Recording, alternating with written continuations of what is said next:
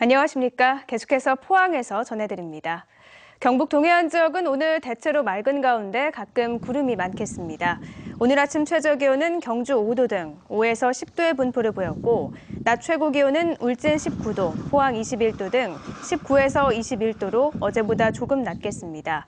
바다의 물결은 동해 전해상에서 0.5에서 2m로 일겠습니다. 당분간 낮과 밤의 기온차가 10도 이상으로 크겠으니 건강관리에 유의하시기 바랍니다. 영덕 원전 건설을 묻는 주민투표가 다가오면서 찬반 운동도 격화되고 있습니다. 찬반 단체들은 서로의 논리적 허점을 지적하며 투표 참여와 불참을 호소했습니다. 김기영 기자가 취재했습니다. 그동안 관망하던 원전 찬성 단체들도 기자회견을 열고 목소리를 내기 시작했습니다. 원전 반대 단체가 추진하고 있는 주민투표는 대표성도 권한도 없는 사이비 주민투표라며 투표 불참을 선언했습니다. 그러면서 반대 단체에게는 공정한 투표가 될 수 있도록 투표 참여 인원수와 투표인 명부 등을 공개해 주민의 알 권리를 존중할 것을 요구했습니다. 투표인 명부를 포함한 모든 원본 자료를 지체 없이 밀봉 보존하고 주민들에게 공개 검증 요구가 있을 시에는 즉시 공개 검증을 받을 것을. 반면에 주민투표를 이끌고 있는 원전 반대 단체는 주민의 뜻을 묻는 게 어째서 불법이냐며 투표 강행을 선언했습니다. 이미 주민투표 결의안을 채택하고 투표 지지를 선언한 영덕군 의원들도 혈압 상승으로 단식을 중단한 이강석 의장의 뒤를 이어 찬반이 아닌 투표 참여운동에 동참하기로 했습니다. 이 혼란을 끝낼 수 있는 건 국민 여러분들 뿐입니다. 참여하여 주십시오. 주민투표에 국민 여러분들이 어병운동하는 용기로 참여하여 주십시오. 환경운동연합도 대게 집산지인 강구항에서 해상 시위를 벌였습니다. 대게와 홍게 어장인 영덕 앞바다를 지켜줄 것을 호소했습니다.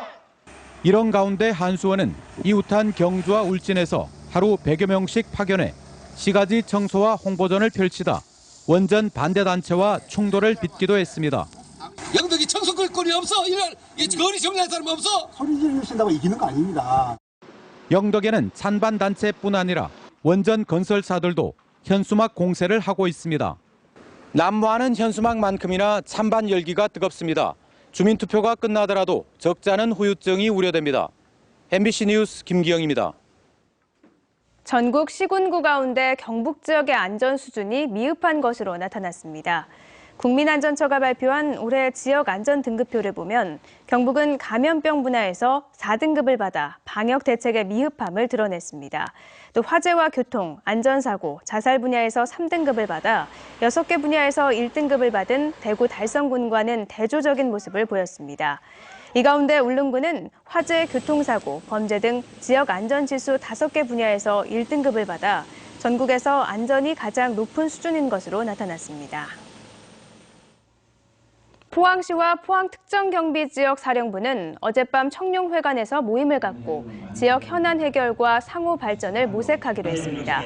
포항시는 주한미군 저유소터를 시민안보공원으로 조성하고 오천 사격장터를 해병대 테마공원으로 조성할 것 등을 제안했고 포특사는 도구해안 침식 방지용 방제림 조성 등을 건의했습니다.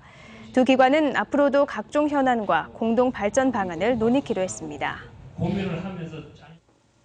지난 추석 발생한 화재로 큰 피해를 입었던 경주 중앙시장이 복구를 끝내고 정상 운영에 들어갔습니다.